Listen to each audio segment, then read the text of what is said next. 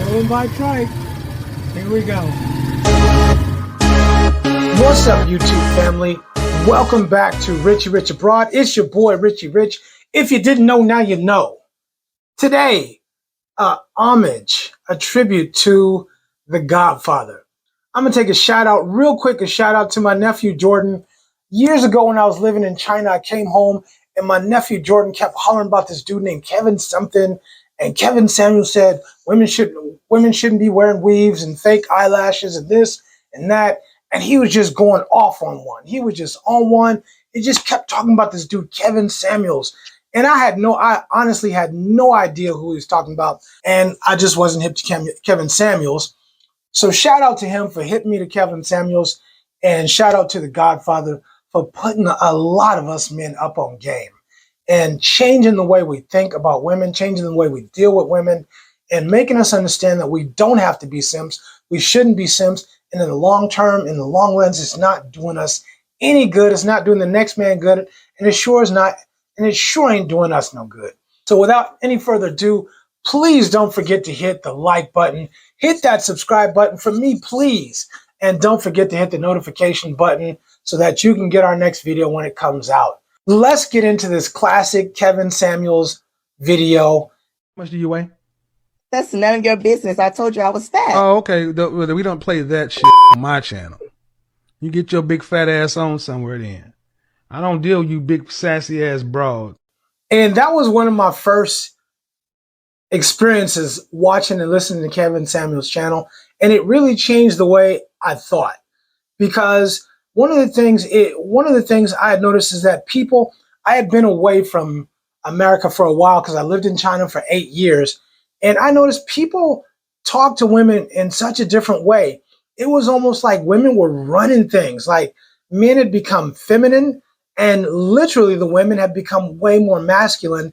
And again, just crazy. Woman calls into his show. He asked the same questions that he asked everybody else, and she goes off on him talking about none of your business. And he regulated, just like he always did. He just didn't put up with that. He was all about telling the truth, telling people what they needed to hear, not what they want to hear, because so many people today are always telling people what they want to hear. You go, queen, slay, queen, this is you, yeah. Instead of telling people, look, what you need to do, you need to lose weight. You need to get in the gym. You need to be more agreeable. You need to be less masculine. You need to be looking for a man who's at your same level. You're a 5, you're a 6, and you're looking for an 8 or a 9, and you're just not going to get them, especially when you're 38 years old. It was literally the first time I heard somebody telling somebody the truth out there in public and just saying what was really real instead of sugarcoating it, instead of trying to make somebody feel better. He was just telling the truth. And it hurt. It stung sometimes, but he just told the truth. And it changed the way men thought. And it changed the way a lot of women think too. A lot of red pill women, it definitely changed the way a lot of them think. Let's keep going and look at this next clip. It is very difficult out here to find men that are really ready to settle down and take things seriously. I've met plenty of guys that are really great, but then they have these insecurity issues, or they're just still playing the field, or they're entertaining. Shorten it up. You're 38 and you're ready to get married and you're good. But the problem is you can't seem to find a man that's ready to marry you. Do you want to be married? I do. What kind of income do you want your potential husband to make? I would say maybe $200,000. $200,000. Why would a man who's earning $200,000 plus, who can have any woman, want you? I would be coming in with also my own, 6-figure salary. Don't give a shit about your money. The first man who just asked hard questions. Why would a man who makes that kind of money want to be with you? Why would he choose you? Why would he choose a woman that's argumentative? And why would he choose a woman that's 38 years old already? Might have some kids, might be obese, might be argumentative, ain't on her. Why would he choose that woman instead of somebody who is submissive, who's fit, feminine, and friendly? He coined that phrase, fit, feminine, and friendly, for the first time It was one of the first times I think any of us heard it, and you've heard it hundreds of thousands of times since then. Keep it going. Could women maintain the infrastructure they did not build and they're not trained to run?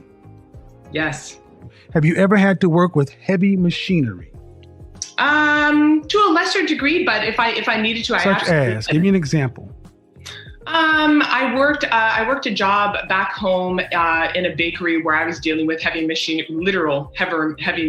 No offense, but it's in the kitchen, industrial baking. Correct. Yeah. Well, what I want to ask you, because there's a missing piece to this in terms of what I'm understanding in terms of what you're saying, is that if there are a certain percentage of men who are dependent on the larger group of men who have sustained this infrastructure, why do we need them then?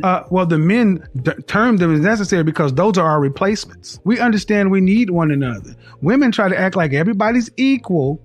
And that's, I mean, again, just so much stuff we learned from that man. So much stuff. Number one, I loved the man was always dressed immaculately.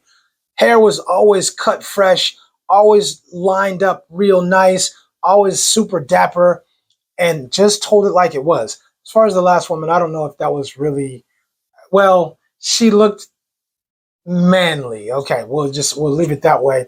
But he just always said it like it was, right? We're not equal. It's the first time I heard somebody come out and say we're not equal. We all know it. We all knew it. But he wasn't he didn't care about people getting all up in their feelings. He was always just straight up and direct, straight to the point. You call into his show, he was going to tell you the truth. If your dress size is 15 or 16 or 17 or whatever, he was going to tell you that you look like an NFL linebacker, that you were bigger than most men. He would tell you the truth. Women would call in talking about, I'm 38. I have 3 children by 2 different men. I barely have a job, or I'm making money, but I want a man who loves my children. All craziness, crazy stuff. And he would just tell it like it was. And I really think I think a lot of us, it was a springboard. And in hindsight, I think for a lot of us, it was a springboard for that which was to come, and kind of like a woke mentality for a lot of men who just weren't getting it before. Keep going to this next clip. Do you think your husband will be a musician, an actor, or an athlete? Probably. I'm serious. Probably. Those are the men that I've dated. How old are you? 29. No. I don't know. I mean, I have a pretty good resume. Yeah. Yeah. Because you're a side chick. No, I've actually been proposed to before. And if you turned him down, why? Because he had 7 kids with 6 different women. And I didn't You want to can't make this shit. And how many times have you heard that phrase? You can't make this shit up. We heard that phrase so many times, and it really came from him. He started that because he would tell us that women are so delusional. She's talking about she got proposed to. She's not a side chick. You are a side chick. Those athletes and musicians that you were dating, you weren't dating them. You were a side chick. You was getting your back blown out on weekends, and you was getting calls after 12 o'clock, and you was getting calls after midnight. Nobody was putting you up on their arm. Nobody was taking you out in public or buying you nothing or bringing you home to their parents. Nobody was doing none of that. Kevin Samuels was the first cat who said it. He would just come out and say, yeah, you got a resume of that's all you got. Nobody is offering you a relationship. Nobody's offering you a relationship. You control the sex. Men control relationships. All of these things that we heard for the first time, that you've heard so many men in this genre, in this niche, say the same thing. We've all repeated because we all got it. We all got it from him. And truly it was eye-opening for me. I'll speak for myself, but it was definitely eye-opening for me. to be able to speak out and speak up and say some things that I really thought, but in truth, I was a little afraid to say. I'm funny. I have a good sense of humor. I can cook. Guys like girls who can cook. Whatever. What you think, what you just described, puts you in the top 10% of all earners in this country. 10% of men make $100,000. I think a lot more people make $100,000 on average. Look at her face, guys. Yeah. Look, she really believes this. 10%. Well, maybe I just know different people. I just know a lot of people who they just make. And gentlemen, this is why it is so easy for women like her to devalue you, because she thinks being funny, so she says, can cook, can clean. You think you Right. I was really enlightened. Coming from a family where I have 10 sisters, yes, I did not stutter, 10 sisters. It was enlightening because, I love my sisters, but growing up around 10 women, 11 count my mother, was kind of tough. The things that you see, and 10 black women on top of that, 11 again count, and 11 black women on top of that. It was kind of tough sometimes. Some of the stuff you see, some of the stuff you hear, some of the ways that you hear people talking to men, some of the ways that some of the things you experience because of getting in the gym, because of grinding at work all the time, because of putting in the work to get what I deserve, not because I think I deserve it, not because I'm manifesting something, but because I put in the work to get what I feel like I want. Definitely give Kevin Samuels credit for that. Shout out to the Godfather. Let's check out this next clip. I've had a lot of situationships, not a lot of relationships. So you're unqualified to be a wife. You think so? Just because you haven't had a lot of relationships? Are you doing anything today that's improving your interpersonal romantic relationship skills? When I'm developing a brand or a business, I'm actually having to ask myself questions about who I am and what I want for myself and what I want for my future. Those things all are going to contribute to the people around me. You don't get. No, it doesn't. And that's the sad part. See, this is I'm going to say something that may sting a little. This is lazy. I disagree, though. Listen. You're not doing a mother flipping thing about interpersonal relationships. And you're trying to say, because I'm getting some business coaching, that these are transferable skills. You've not been accurate in estimation of anything tonight. I disagree. Even today, people don't want to hear the truth. People would rather blame somebody else, play victim. They would rather blame anybody else instead of looking in the mirror and taking accountability.